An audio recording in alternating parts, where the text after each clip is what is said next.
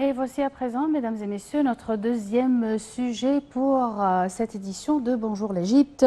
Le docteur Chawqi Allem, le grand moufti d'Égypte, a confirmé qu'il est permis de payer la zakat en argent au fonds Tahya Misr, en expliquant que Dar el-Ifta a émis une fatwa dans cette affaire permettant de donner la zakat à ce fonds, soulignant que cette fatwa a été émise après avoir étudié le système et la base juridique de ce fonds. Et pour mieux parler de ce sujet, on a le plaisir d'accueillir au bout du fil Dr Kamel Gadalla, professeur à l'université d'El Azhar. Bonjour Dr Kamel. Bonjour. Alors comment vous voyez cette déclaration ou cette fatwa?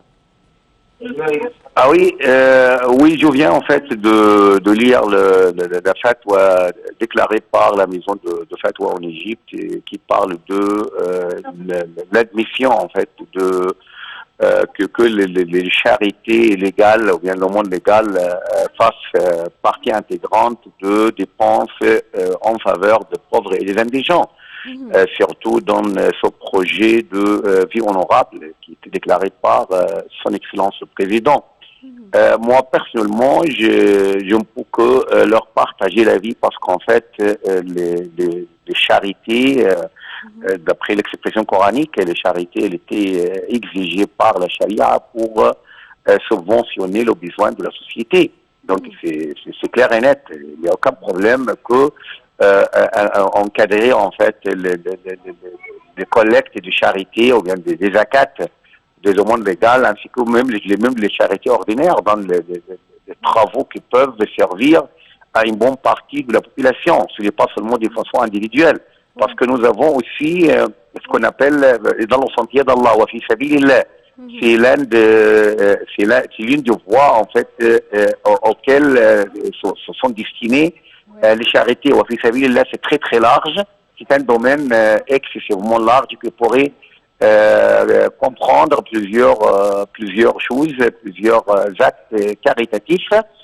Donc, je crois qu'elles ont entièrement raison en fait de déclarer la donation d'une partie de ces charités à de tels projets nationaux auxquels l'État ne pourrait pas destiner une partie du trésor public parce qu'il s'agit de projets énormes et immenses et qui sont dans le profit et dans l'intérêt d'une bonne partie de la population. C'est la campagne. La campagne, comme vous le connaissez très bien, il renferme la bonne partie de la population égyptienne, plus de 60, presque 60% de la population sont des campagnards qui n'ont pas les services tout à fait indispensables pour une vie honorable. Donc, pour subventionner à de tels besoins, l'État pourrait fournir une partie, alors que l'autre partie pourrait incomber aux épaules de ceux qui ont le bien et ceux qui doivent payer la zakat. D'accord. Et si on parle d'une façon ou d'une manière plus générale, où et comment on peut verser l'argent de notre zakat? Ah oui, c'est tellement et explicitement déclaré dans le verset, dans la sourate, le repentir, At-Tawba, innama sadaqat lil-fuqara wal-masakin, wal-amilina alayha wal-mu'allafati qulubuhum, was-sa'ilina wa fi sabilillahi wa ibnis sabil. Donc, il y a oui, voies pour la destination des zakats. Premièrement, donc, nous avons al-fuqara, le pauvre, al-masakin, les indigents, العاملين عليها, ceux qui travaillent dans la collecte de zakat, والمؤلفة قلوبهم, c'est-à-dire les gens qui sont convertis à l'islam mais qui ne trouvent pas les moyens pour vivre parce qu'ils étaient privés des moyens de leur famille et وفي سبيل الله, dans le sentier d'Allah, c'est le plus large, et وفي سبيل, c'est-à-dire le voyageur qui n'a pas les moyens. Donc وفي سبيل الله, dans le sentier d'Allah, c'est plus large, c'est le plus large.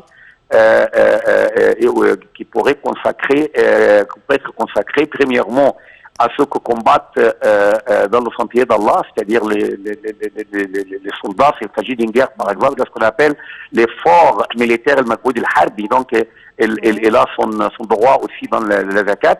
Et puis, là aussi, c'est pour tous les projets qui sont tout à fait des bienfaisances ou bien caritatifs. Donc, il s'agit d'un projet national et fait partie de Wafi Sabilillah. Est-ce qu'on a vraiment besoin d'une fatwa qui nous dit comment verser l'argent de notre zakat et plus précisément qu'on verse cet argent dans des projets nationaux? Donc, il faut faire la distinction entre ce qu'on peut appeler une décision initiative et bien une décision déclarative. قرار كاتب, قرار منشئ. Donc, ce n'est pas une décision initiative منشئ, non, mais tout à fait déclarative, c'est-à-dire pour faire connaître aux gens que cela fait partie de la zakat. Mais elle fait partie effectivement de la zakat. Mais peut-être elle n'est pas connue par tout le monde, elle n'est pas connue populairement, c'est-à-dire au stade populaire. Donc, notre mission en tant qu'ulama, savants religieux, c'est d'élucider ce qui est inconnaissable pour les gens, pour être connu, fréquemment connu. Mais ce n'est pas une fatwa initiative, mais une fatwa déclarative. Merci, Dr Kamal Gadallah. Vous êtes professeur à l'Université de l'Azhar pour vos éclaircissements. Merci, mesdames et messieurs, d'avoir été les nôtres ce matin. Merci et à la prochaine.